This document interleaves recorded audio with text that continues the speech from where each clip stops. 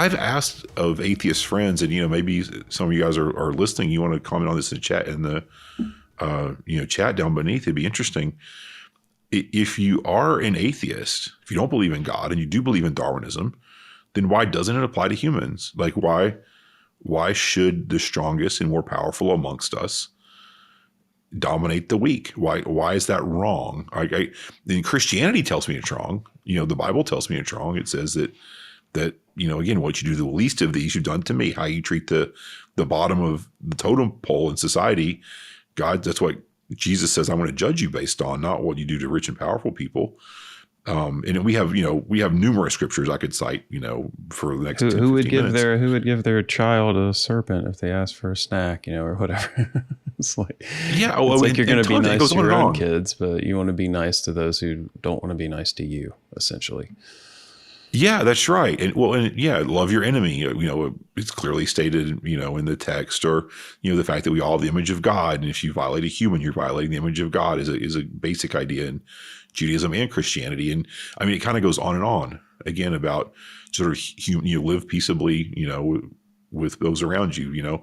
There's all sorts of statements that tell me I can't just kill people because they're weaker than me and take all their stuff. But how do you get there?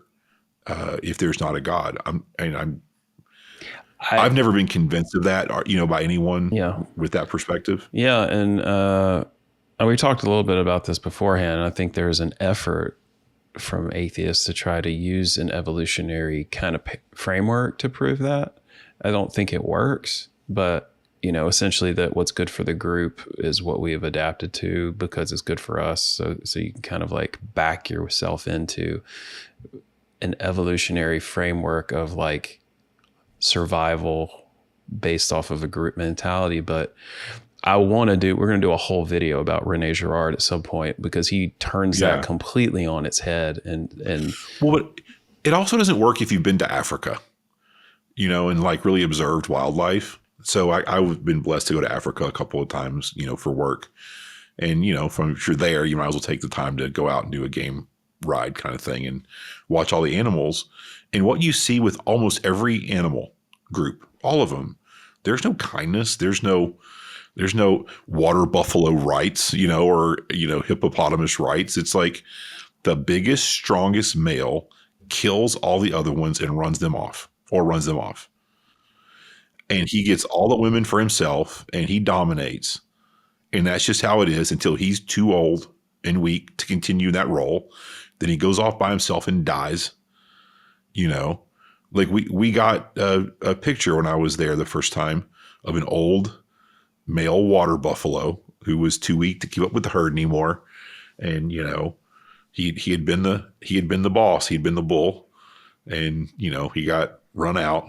And so he was just hanging out by the river by himself, waiting until some crocodile got him, basically just doing his thing, and so it doesn't work. Well, and to me, it doesn't work. Yeah. And I'll just touch on it. I don't want to spend too much time on it, but to what you're saying, like what René Girard says about that, about animals versus humans, is that animals have that hierarchy, the dominance hierarchy. And what they do is they fight to see who's the alpha, and then they don't do it to the death. Typically, they just like submit their neck, and then they don't kill them. But then that animal is now subservient to the alpha, right? Well, in human cultures, this is why I think saying that evolutionarily adapting to like a group, peace in the group or the good of the group works, because Girard basically says like, no, that's not how it worked. Like that's how animals did it. What you're talking about.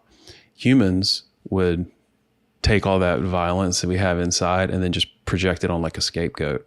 That's where like all of the myths have that same story. All of like Shakespeare and literature, it all is like weaved into all of that because it's so ingrained in us. And so they would just project. They would find someone who was an outlier, who's got something slightly maybe wrong with them, or maybe did a little something wrong, and then project all of this extra blame on them. And then that's where human sacrifices came from. And this is why the cross speaks so powerfully it to us. And it's also why the cross broke that, and why now we see the victim as actually being a victim and someone who should be protected. It's because that was never the case before.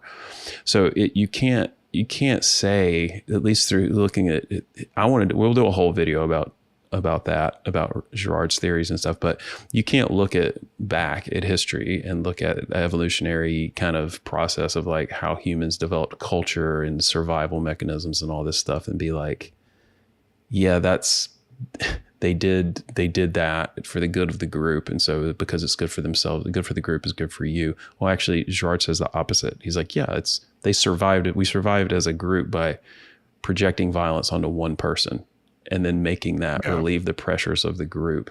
Thanks for watching this video. If you enjoyed it, click like and subscribe. It really helps us. And if you really enjoyed it, go on over to our website, thelandinthebible.com, and become a supporter. It helps us generate more content and gives you access to our full library of video and Bible study content.